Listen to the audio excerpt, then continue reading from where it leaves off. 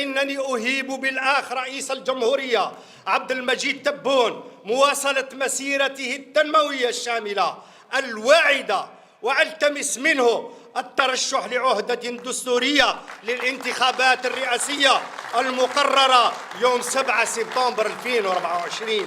وكلنا ثقة في التزامكم اللام الشروط لخدمة البلاد والشعب الجزائري الأبي بتفان وإخلاص.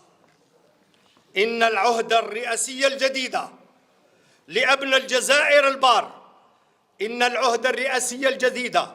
لابن الجزائر البار، ابن الشعب المخلص، هي مطلبنا جميعا،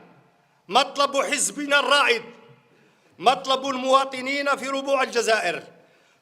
جنوبها وشمالها شرقها وغربها لتكريس الاستقرار واستكمال المسيرة.